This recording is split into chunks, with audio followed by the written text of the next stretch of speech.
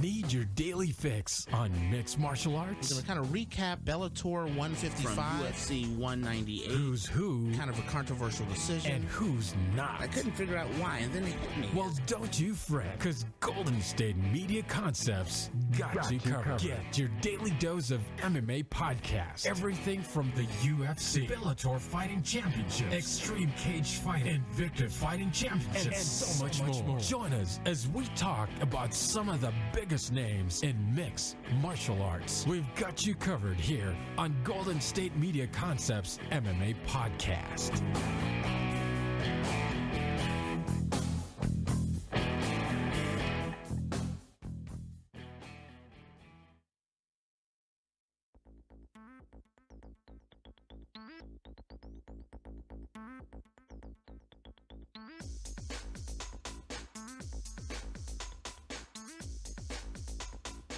Thank you for tuning in to the Golden State Media Concepts Mixed Martial Arts Podcast. And I am your host, Tate, and it is finally here. That is right. UFC 200. And, you know, this is supposed to be the biggest card in history. It will definitely be the most memorable card in history. I have my main man with me, Mr. William. What's up? And we've had a bit of a shakeup. We had a show where we were talking about all the changes and everything that was going on about Jon Bones Jones getting removed from the card because of PED use or alleged PED use. Can you say alleged, or is it just factual now? I don't know. The B sample came back as positive as well. We don't know what two substances he used on the banned list, but looks like he popped. I'm really hoping that it was an accident on his part and not something intentional. But I would like to say this. I was watching the embedded video with Cormier, and Daniel Cormier is maybe the nicest guy in the UFC. He, even when he was talking about, he was listening to Jon Jones's press conference, and he was like, I was shocked. I actually feel bad for the guy, and his heart was, he was actually kind of sad over what happened. Did that surprise you? Not really. I mean, Daniel Cormier has proven to be a real champion, and inside and outside of the cage. The thing that gets him riled up about Jon Jones is more of him as a person. I mean, DC's gone through some tragedies in his life. He actually lost his young baby daughter back in the day because of a 18-wheeler crashing into a car. And I think that stems a lot of the anger that he has for Jones in that he crashed into a pregnant woman. And that gets him really riled up, as well as the fact that they're both alphas. But as far as that, I've never had a problem with DC as a competitor, as a sportsman, so I really wasn't surprised on that way. I've never heard that portion, and I can't speak on what you just were talking about there. I just know that they've had a heck of a rivalry against each other, and I thought after the first fight it would kind of die down, but it never did, But anyway, back to the main point of what we're talking about, and that is, it's a shame that the main event doesn't happen. But if you're gonna have a situation and you're gonna, that whole crazy saying about making lemonade out of lemons, Dana just did that. The fight was, Cormier went from having no opponent to having an amazing opponent. A fight I'm really looking forward to now. I was looking forward to that fight. Jones and Cormier, but I'm really excited about Anderson Silva versus Daniel Cormier. I'm not excited about Silva not having a training camp. This is the ultimate in short notice. This is technically 2 days of notice before he's actually in town. So, what was your thoughts on them announcing that it's actually going to be Anderson the Spider Silva versus DC? Oh man, that was a crazy period of them just scrambling to make a replacement and finding someone to fight at really short notice for DC. On paper, this is a great substitute for Jon Jones. I mean, Silva's one of the greatest of all time, but I can't ignore the fact that he's fighting on 2 days' notice. He hasn't really had a training camp, and he's coming off surgery. There's a lot of factors here that I just don't favor Silva at all. You know, and you're actually forcing me to come out with my take on this a little sooner than I was even expecting, but I'm going to bring it out right now. I am a huge Daniel Cormier fan, and I'm also a huge Anderson Silva fan. But, yes, the Spider has only had a day notice, 2 days notice, no training camp. It's in a higher weight class. He's actually fighting the number, in my opinion, the number 3. And now, you know, with Jones being gone, it could be gone as long as a year. Now the number 2 pound for pound fighter in mixed martial arts. I actually look at this fight and I say, I am leaning toward Anderson Silva. I'm not leaning toward, I'm taking Anderson Silva in this fight. And this is the reason why is this. Daniel Cormier has been focused on one thing for a very long time, and that is getting Jon Jones. His training has been geared toward Jon Jones. Emotionally, he's been ready for Jon Jones. And then 2 days before the fight, it's one of the biggest letdowns of his professional career, and he is just defeated and deflated. And then out of nowhere, out of financial necessity, out of, wanting to not lose what he's trained, because he's trained so hard for, he agrees to a fight that could be very dangerous. Yes, Anderson Silva has not trained for this fight. But number one, Cormier has the big letdown. He's not prepared for a fighter like Anderson Silva. I could see a major upset, and that's why I'm leaning toward Anderson Silva pulling off a huge upset and defeating Cormier in UFC 200. I mean, this sport is crazy. Anything can happen. I mean, this is the first time that Anderson Silva is actually an underdog in any of his fights. But the fact is that DC has been training for the biggest fight of his life. He is in the greatest shape that he's ever been in. Anderson Silva definitely isn't. As you can see in the weigh-in, he had a little bit of a belly. He's been eating some pizza. He's only 198 pounds with a shirt on. So he's given up a lot of factors here. It's normal. It's normal. He back. But I just don't see it happening. I think that we've seen Anderson struggle in the past with grapplers of all kinds. You saw in the Chris Weidman fight. You saw it in the Chael Sonnen fight. And I believe you're going to see it in DC as well. I mean, DC has thrown heavyweights up above their heads. He's suplexed heavyweights. He's suplexed light heavyweights. Anderson Silva is neither of those, and I think that he's going to go flying, and he's going to get ragdolled in this fight, and I just see a dominating performance. Now, everything you're saying, I could see how you would say that. I just look at this as, emotionally, the drain that happens to a fighter when you're so amped up and you've been focusing on fighting one guy for a year. You've been obsessed over a guy for a year, and then you're there, it's Christmas morning, and then you find out there's no Santa Claus. He's lost his Santa Claus. There's no Jon Bones Jones at the end of this rainbow for him. And with the way things have gone down with the drug test, there may never, ever be a Jon Bones Jones for him. That's a huge letdown. So the emotional drain from not getting what you want, the fact that, the disappointment, preparing for someone totally different. I just think it's just too much going against Cormier right now. And like I said, I'm going for the upset. I just think there's just too many things. And it's not like the last few UFC events have not been full of upsets either. Yeah, most definitely. But I mean, we'll see. I just see DC having the professionalism that takes to not take Anderson's challenge for granted. I saw how excited he was for the fact that he got a replacement opponent, and I just think that he's gonna be able to take it to Silva. You know, when I saw him, I saw the embedded, and when he got the news that he was going to be fighting Silva, and he was happy.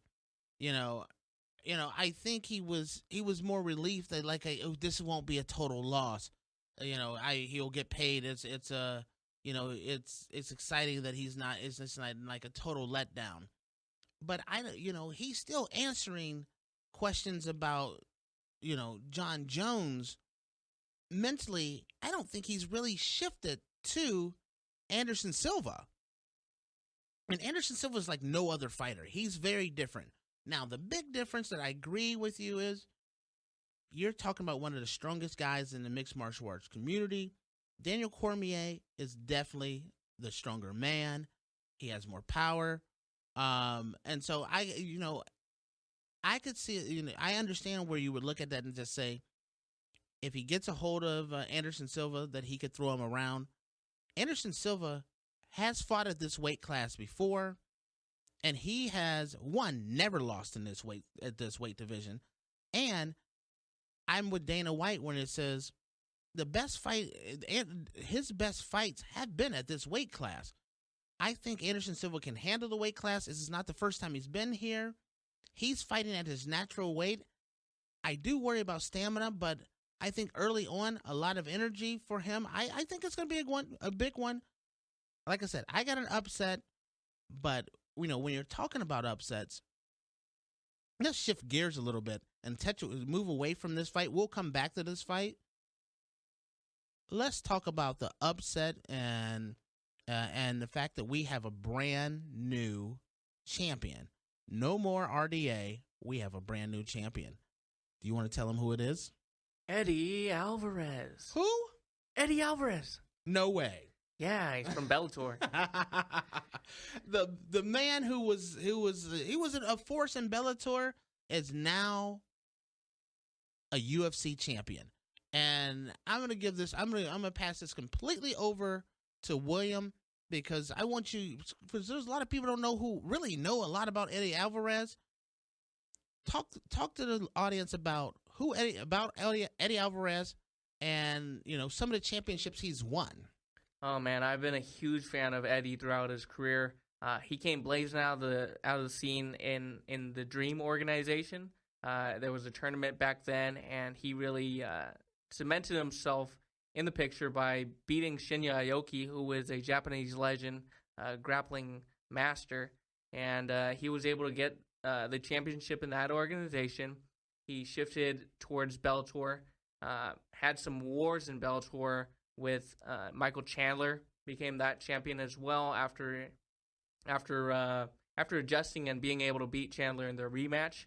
And then he got caught up a little bit in some contract disputes, and they were finally resolved, and he was able to get out of his Bellator contract, and he went over to the UFC. In his first fight in the UFC, he faced Donald Cerrone. Didn't look quite like he used to in Bellator, and it was kind of a step up in competition. So he stumbled in that one, lost the decision. But as of late, I was really surprised in this fight, because in his past few fights against Gilbert Melendez and Anthony Pettis, he played more of a safe route, and he kind of grinded them out. And in this one, we saw the Eddie of old. We saw the Bellator scrapper, the slugger, come out. And he was a scrapper, dude. He really was a scrapper. Ooh, he hit him with a hook it was so unorthodox that, RDA didn't even know what he hit him. He had some snaky leg going on, and he just couldn't he had little Bambi feet on there, and he couldn't get right. And he just poured it on from there, almost landed a huge flying knee, and then he just took it to the finish. Did you just call it a Bambi legs? Yeah, his legs just weren't under in him. Oh, that's a good way to describe it. But yes, ladies and gentlemen, we have a new champion. I don't think a lot of people were really expecting that, but last night, just a big shocker out there. Year of the upset. It is definitely the year of the upset. And with that, that's what I'm telling you. Anderson, the Spider Silva. Now, when we come back, and I snuck that in for Will, we wouldn't have a last thing to say. But when we come back, we're going to touch on the card, the UFC 200 card, going to give our prediction. And we're actually, normally we just cover the main card, but we're going to actually cover the second prelims as well. And we're going to talk about somebody never making weight. Will this person ever make weight? We'll be right back. Are you looking for help for your fantasy football team? Check out the GSMC Fantasy Football Podcast. Get today's best advice on who to start, who to sit, even who you should draft. From sleeper picks to red-hot lineups, they got it all covered for you. That's gsmcpodcast.com/fantasy-football-podcast. We'll cover traditional leagues, dynasty, PPR, even IDP leagues. When you need fantasy help, there's just one show to hit up. Don't forget to like them on Facebook and follow them on Twitter. Visit gsmcpodcast.com for more info.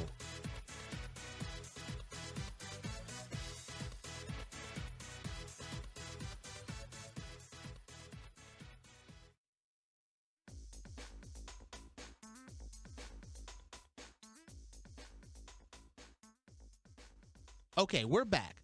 And we were just covering all the changes that went on with the main event. We were talking about Anderson Silva and Daniel Cormier and how the new main event is those two, and there's no more John Jones and a drug suspension. Then we talked about Eddie Alvarez and his climb to being the new champion by knocking out RDA. And now we're gonna hit the cards. We're gonna hit the full card for UFC 200. I'm going to go out of order because the first thing I want to talk about is Johny Hendricks. Johny Hendricks missed weight again. Do you understand this? Again. I'm disgusted by that. You just go ahead. You start. I'm not surprised. I mean, given Hendricks' history, I saw a video of him one time where he was cutting weight and he was in like a bus full of fighters. And they were just talking about some delicious food and all this food that they're missing out because they're cutting weight. And then Hendricks says, "Oh, man, I love that Little Caesars pizza. I always sneak out, and my coach would always yell at me for getting it. But, I mean, Little Caesars is amazing because their pizza stays the same no matter whether it's a day from now or 2 days."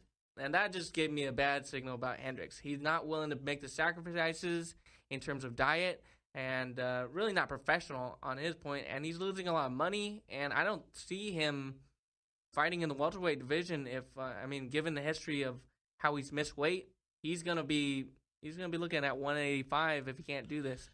He should be banned from that division. He should not be allowed to fight in this division any longer. If it's the first time he's missed weight, I understand. If it was the second time he's missed weight, I would understand. But he consistently keeps missing weight. And the fact of the matter is, he should not be allowed to fight at his welterweight weight class, right? Yeah. He should not be allowed to be in the welterweight weight class any longer. And that's a shame to say that, because if he has to go up, he instantly becomes the small guy. Big Rig becomes Little Rig, and I don't think he'll do well in a higher weight class, but he's put himself in that situation, and I think that's the only option he has. Oh, man, he would just get destroyed at middleweight. And the thing about this fight is that he's fighting Kevlin Gaselum, who also had similar problems with weight. Dana actually said that he actually sent him up to 185 because he couldn't make any weight. And you're going to see something similar with Hendricks.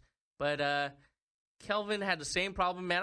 I like that they made this fight because it's really comes to the question. They're really rolling the dice on who makes weight, and this time Kevlin did, and Johny didn't. Just nuts. I'm done with this one. And normally, I've always been a supporter of Big Rig, but there's just been too many situations where he's not getting the weight down. I don't know. I don't want to say serious because yes, he has taken it serious, but he hasn't gotten the job done, and that goes right toward professionalism. And so, I'm just disappointed. So you can give your prediction. This fight doesn't exist to me. Given that Johny had such a rough time with that weight cut and how he looked in that Stephen Thompson fight, Kevlin's going to take it to him. I think Kevlin can win by decision. Okay. So, like I said, I'm not giving my prediction on this one because this fight's getting skipped. I'm moving right on to the first prelim fight, which is a big fight with Sage Northcutt. Sage Northcutt and Martin. Enrique Martin. Now, this is an interesting fight for me. Sage is coming off of an interesting defeat where a lot of fighters thought he gave up very easy. But this is his chance to get back on track. He's the guy that has so much potential. When I look at this fight, and since I didn't give my prediction on this on the first fight, I look at this and I say, I look at Martin and I go through and I just say, I think Sage is just too much for him. I think Sage gets back on track. I think Sage wins quite easily, and I've got him winning with a knockout. I can't disagree with that because this fight was basically made to showcase Northcutt. I mean, I haven't heard of Enrique Marin before, and he's actually the only fighter on the entire card that, doesn't even have a Wikipedia page. So I don't have too much information about him, and I think that Sage is looking to rebound from his last loss. He said that he was sick with the flu in his last loss, and he didn't really look the same, but I definitely have Sage winning by knockout. Okay. Now, Sage, I was going to say Sage, but Enrique, there's a fight on YouTube. I was able to find a fight of his on YouTube. And there was a couple of fights that they kind of showcase on the press portal. So I was able to actually catch a little bit of him, but I'm not truly an expert. But everything that I've seen, I just think Sage is just way too much for him. So for that, I just have him. I got him losing. What's your thoughts? Oh, I definitely have him losing. All right. So we're gonna go back and we're gonna go to the next fight on this card, and this card is a guy that should be on the main card, but because this card is so stacked, we have TJ Dillashaw versus Raphael, and how do you say it? Assuncao. Okay. So in this particular case, TJ Dillashaw is actually one of the top fighters in all of mixed martial arts. He's a talented guy, pretty much from head to toe. This is one of those fights where I could definitely see him, really showcasing his talent. Raphael, he's actually a very tough fighter. He won't be a pushover. But in this fight, I got TJ Dillashaw coming through with a unanimous decision. This is actually a rematch. Raphael was a second person to beat TJ back when TJ was up and coming in division. It was right after he lost to John Dodson in the Ultimate Fighter finale. In that fight, we saw Raphael really nullify some of the striking improvements that Dillashaw had. Dillashaw just had recently started working with Ludwig at that point. But since his rise to the top and some of the wins that he's piled up and become champion against Renan Barão and gotten that experience against Dominic Cruz in a really close fight, I don't think that Raphael is going to be fighting the same fighter. No, they're not the same fighters at all. Yeah, and Raphael is actually coming off a huge layoff. He's gone through multiple injuries, so he's kind of a question mark in terms of that. I'm not sure what kind of shape he's going to be coming in, but I think that the TJ that he's going to face this time is going to be way too much for him. I see TJ winning by a decision. I see a dominant decision, and if anything, I see a third round TKO. If anything, yeah, it wouldn't shock me. And I don't mean any disrespect for a guy that is actually a very tough fighter, but I just think TJ's just way too much for him. Okay, so when we come back, we're gonna touch on a little bit more with some of some of the upcoming fights here.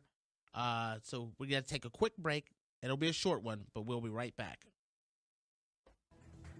Want to find out what movies to go see? Then check out the GSMC Movie Podcast. It's your ticket to the latest movies, whether it's a new blockbuster event, romantic, comedy, or action flick. This show has got it all covered. They talk some what to go see now. Don't bother. What's hot on Netflix and everything in between. That's gsmcpodcast.com/movie-podcast. When it's all about the movies, it has to be this new show. Don't forget to like them on Facebook and follow them on Twitter. Visit gsmcpodcast.com for more info.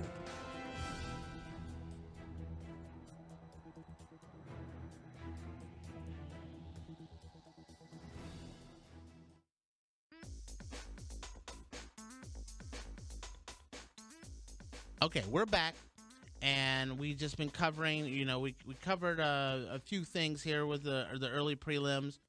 We touched on the guy who didn't make weight, Johnny Hendricks. William gave his prediction. Then we rolled right into Sage Northcutt's fight with Martin. And then Dillashaw versus Assuncao fight. And then we roll right into one of my favorite fights of the night. One of the fights I'm looking so forward to. I don't understand how this woman did not get a title shot first instead of Amanda Nunes, and that is Alpha Cat Zingano versus Julia Pena. And these two fighters are two of the absolute best fighters in the bantamweight division. These two fighters could definitely contend for the title. These two fighters could actually win the title. I have this as Cat Zingano's coming out party again. I got Cat Zingano winning impressively. I got her with a third round stoppage.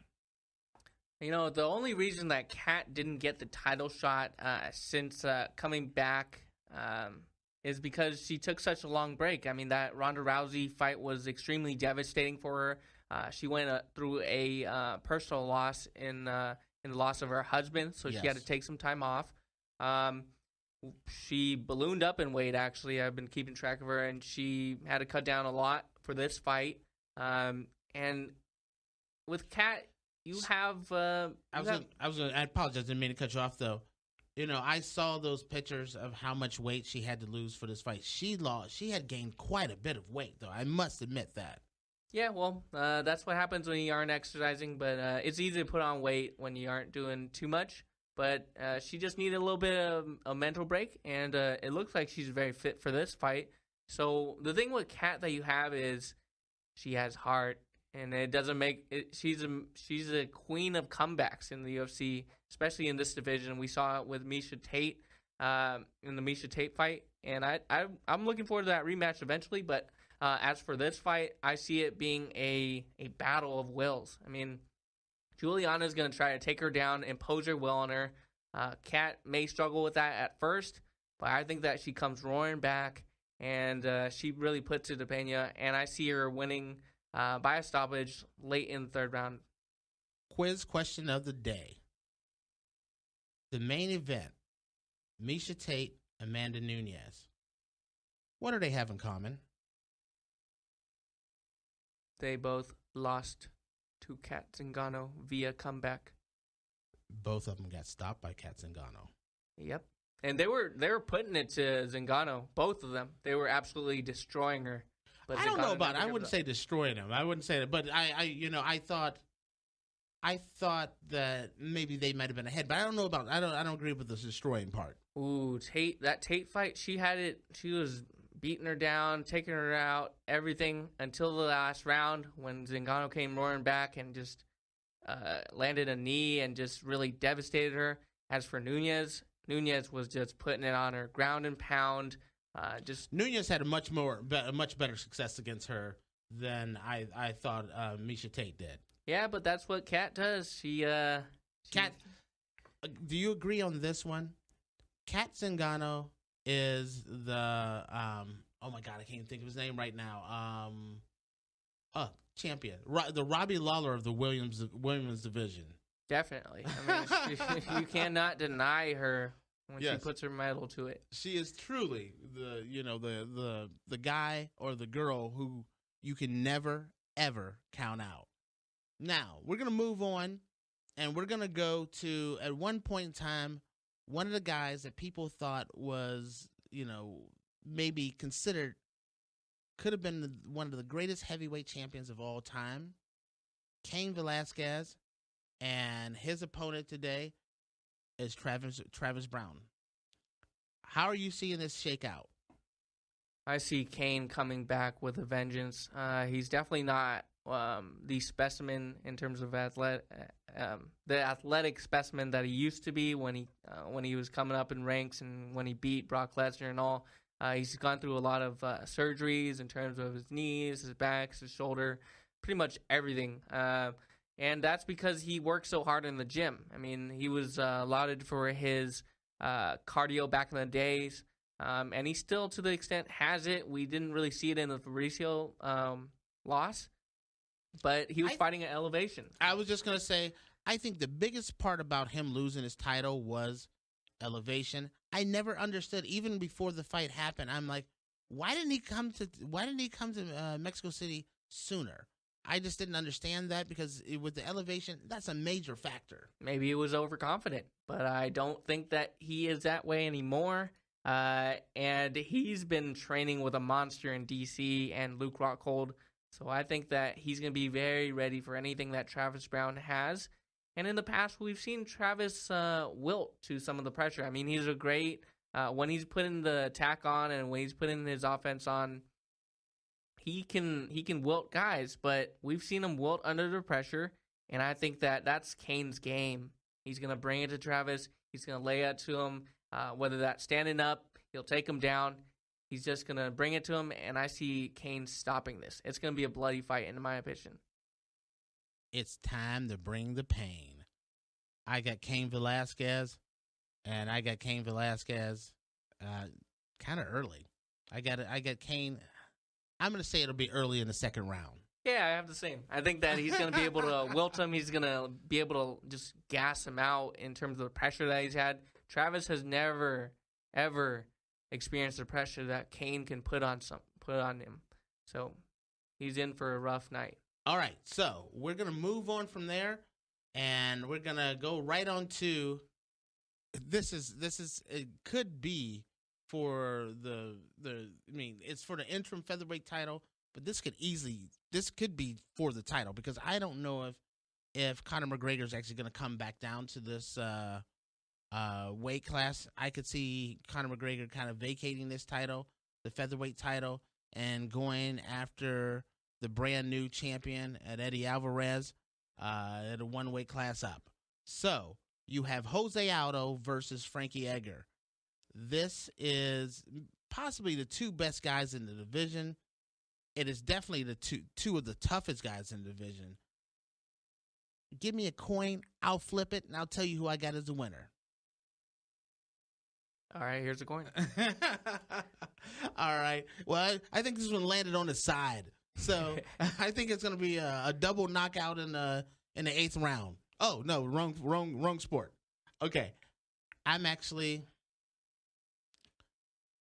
taking Jose Aldo. He's been too good, too long, and he was absolutely embarrassed by Conor McGregor. I think he really wants to prove that he is back. I think he wants his title in the worst way. I got to go in a decision. I got Jose Aldo winning by split decision over Frankie Edgar, because it's going to be a close, brutal fight. Oh, I definitely think that Conor lit a fire under Aldo since beating him. He especially lit it in the lead up to their fight, which may have caused Jose to be a little bit too aggressive.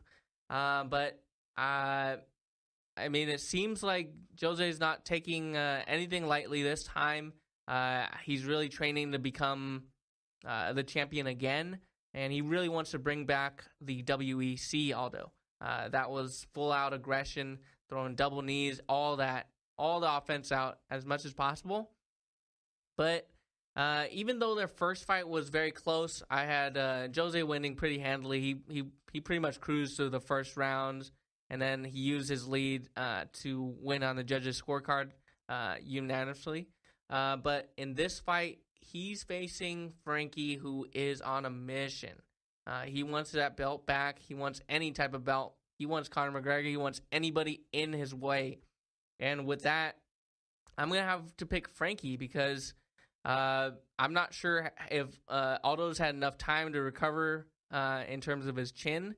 And I don't know if he's mentally ready. He might be so ready and so anxious to get his title back that he's going to put himself vulnerable. He's going to make himself vulnerable in terms of some of his offense. And in the past, we've seen him stumble defensively. I mean, we saw it in the Chad Mendes fight. Chad and Conor were able to hurt him badly. And Frankie has really tuned up his wrestling as well as his striking. So I think that he's going to be able to knock out Aldo. And I have it as a third or fourth round knockout. Okay. Now, this is one of those situations where truly it could go any way. This is going to be, both fighters are mega motivated. And, both of them have something to prove and a lot to say on this one as far as what's going to happen here. I'm very, very curious to see how it turns out. Truly, I don't know who's going to win this fight. I really don't have a true winner. It could go either way, but if you put my feet to the fire, I'm taking Jose Aldo. But would I be shocked if Frankie Edgar won? Not a second. Okay, and with that, we're gonna move on. We've already covered this fight, so we're gonna touch on it just a little bit more, and that is Daniel DC Cormier versus Anderson the Spider Silva. This is that fight where William and I definitely have different opinions on who's going to win. I've taken the upset, the major upset. I just think that there's too much emotions going on for DC. The big letdown, the fact that he's been training for someone else. Mentally, I just don't see DC in this game, and no one should ever take the Spider for granted. Oh, I definitely think that Silva is one of the most dangerous fighters to ever live. But I just don't want to give too much credence to the old Silva. I mean, the old Silva in that the record championship holder, pretty much the GOAT at the time that everyone was considering the greatest. Ever since his injury loss and just knockout loss to Chris Weidman, he hasn't been the same. We saw a lot of tentativeness in his Nick Diaz fight, and I wasn't really that impressed with his Michael Bisping fight. I thought that he could have had Bisping out of there a lot earlier, but he just seems to be in love with the fact that he can taunt people, really try to get in their brains and everything like that. And that may help him against DC, but if you stand up against the cage and you try to lull DC and you try to wave that hand in there. He's no fool. He's not going to do that, because if he does that, he may get launched into the fifth row. I don't know. I mean, we've seen Silva do some crazy things. I wouldn't be surprised if he did. I mean, DC's way too big for him to lay up against a cage and say, hit me. I mean, Silva's courageous enough to try, and if he does any of that, he gives DC any opening. DC is gonna grab a hold of him and just throw him up in the air. Also, I'm gonna say two of the nicest guys in mixed martial arts. I'm really excited about this fight. Part of me is like, man, I don't really want to see either one of them lose, but then I can't wait to see the fight. So, I am excited about seeing this one. With that, this concludes our talk about Cormier Silva, and we're gonna move right on in to the beast, the big old beast, Brock Lesnar versus a smaller beast and Mark Hunt. Oh, I am so excited for this fight. Anytime you put Brock Lesnar in the ring, you're gonna get eyeballs. And the man is a specimen. He will come at you and he will run so hard that he's gonna try to tackle you in the ring, and he's gonna bring it all. And that's what is so appealing as a fighter that he has and that he brings to the ring. I mean, he gives it all, no matter what. Okay, first off, does this fight even need 3 rounds or 5 rounds or anything? I think it only needs 1 or 2 rounds. Brock Lesnar, he's 265 pounds. Mark Hunt's 265 pounds. These are 2 big, giant guys who are just massively strong, massively powerful. If Brock's going to come over across the ring, he's going to try to take him down and take him down fast. If he does, I think this fight is going to be over quick. If he goes in and he tries to take him down and he misses, don't be surprised if an uppercut does not put Brock Lesnar to sleep. So with this fight, I'm going to let you go with your prediction first. I'll let you give your breakdown, and then I want to hear your prediction, and then I'll give you mine. All right, well, I think that Brock is going to do exactly what we think he's going to do. He's going to try to take him down. He's going to bull rush him. But Mark is very experienced. His takedown defense has improved greatly in his UFC career. And I see it how you just said. I mean, I see Brock lunging in for a takedown and Mark Hunt uppercutting him and trying to take his head off, hitting him real good. And Brock is not a fan of getting hit. So I think he's going to either cower from that or he just won't. It's just going to be lights out. And I see Mark Hunt with a devastating walk-off KO. Okay, so you got a Mark Hunt and a walk-off KO. I have the big beast coming across the ring with a full head of steam coming right at Mark Hunt. And I got Mark Hunt cracking him and knocking him silly. He's going out. I got Mark Hunt winning this bad boy by KO early. I mean, you started that, and it sounded like Lesnar was just going to tackle him through the cage. I mean, I was so hyped for that. I was just having the mental breakdown of that. And then I see the exact same thing. I mean, yeah, we definitely agree on that one. I got Mark Hunt. The big problem is this. Brock Lesnar does not have the strongest chin. Second off, Brock Lesnar does not like to get hit. Third off, Brock Lesnar has not stepped in the ring in a very long time. I just think it's too much, too soon. I think they should have put him in with a different fighter that he could have gotten at least knock a little ring rust off, and then put him in the ring with someone like that. I got Mark Hunt winning this bad boy by KO and early. I see the same, but the man is Brock Lesnar. I mean, he made a career in the UFC out of just demolishing people, bullying them because of his size and everything. So it's hard to discount him, but I think that the layoff and the fact that he's facing one of the biggest and strongest heavyweights out there, that's really riding the momentum of some of his wins, especially against Frank Mir. I think that he's in for a rough night. I'm going to say good night, Brock Lesnar. How early? Oh, and then the first 2 rounds, I would say late in the first or early in the second.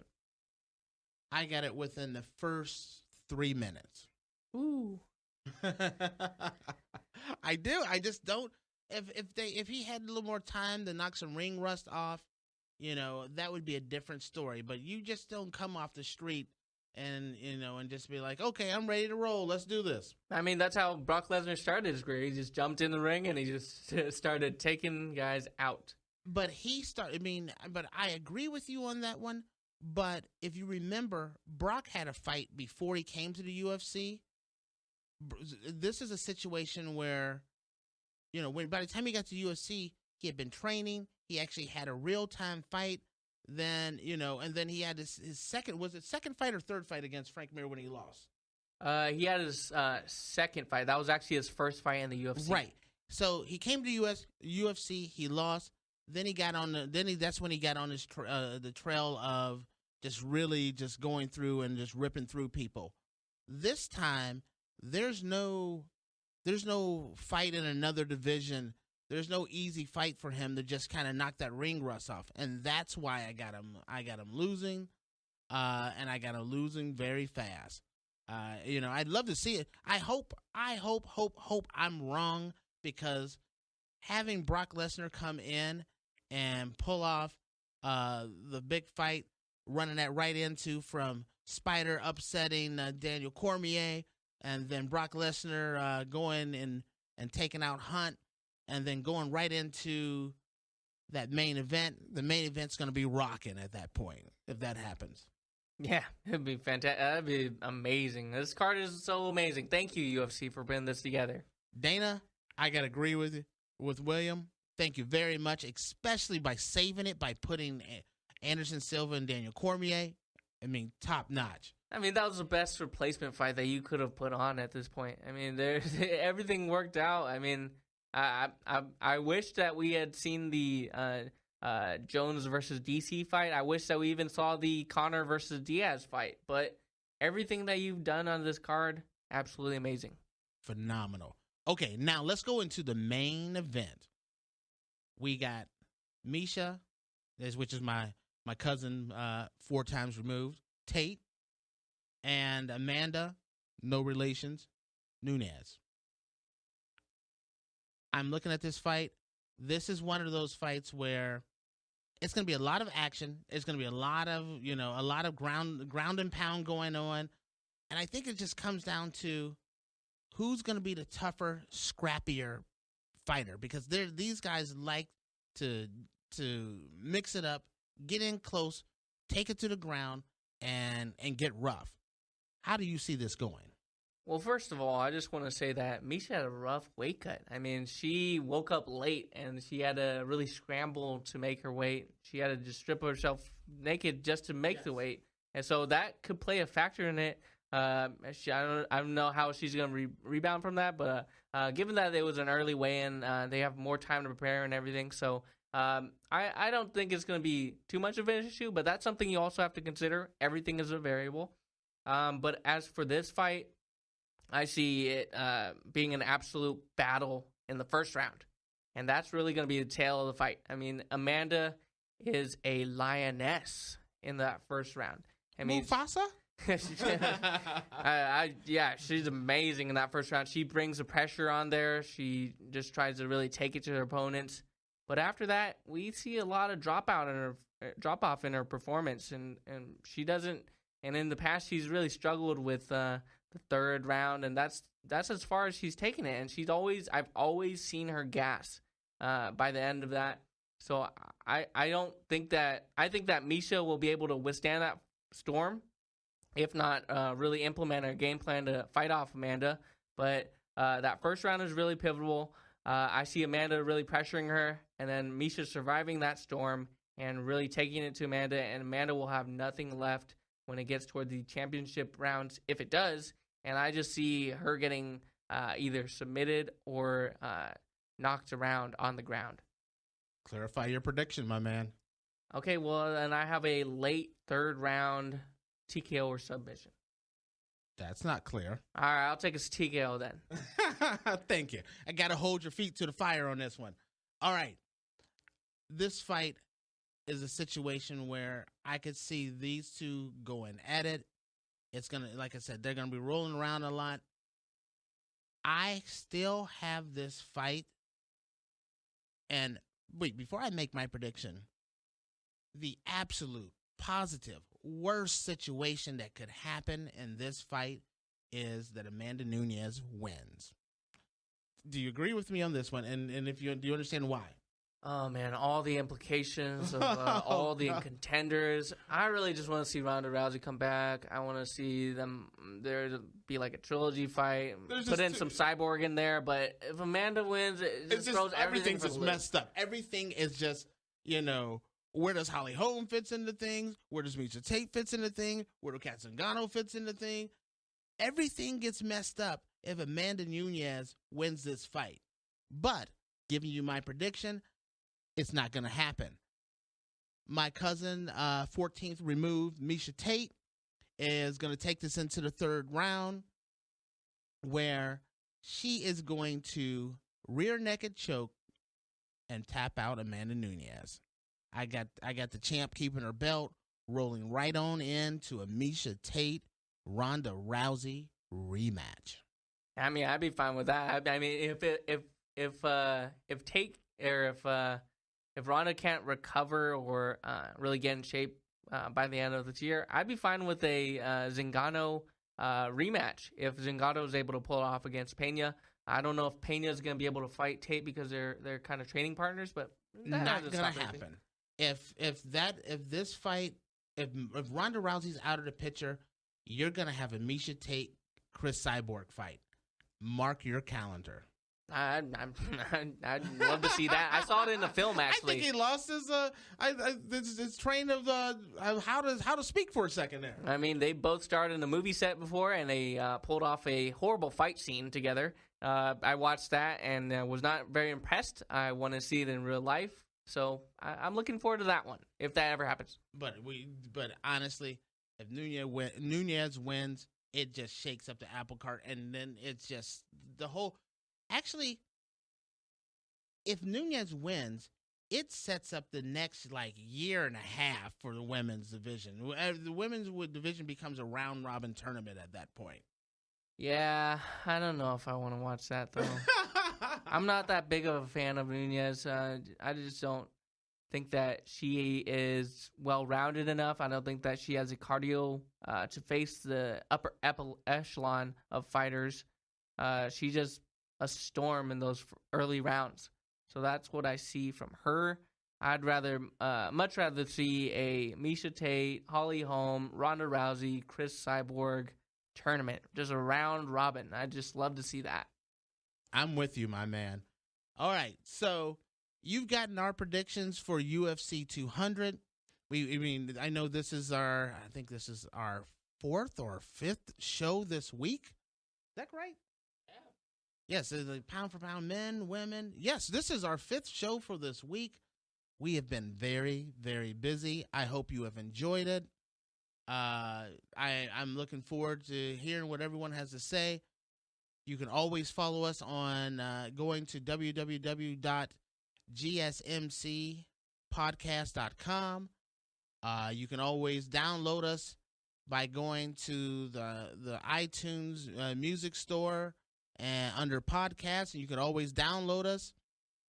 You can go to Stitcher and Google Play, or you can actually follow us on Facebook and Twitter. I am always open to getting messages from everyone, and love to hear what you have to say about our shows. So with that, good night.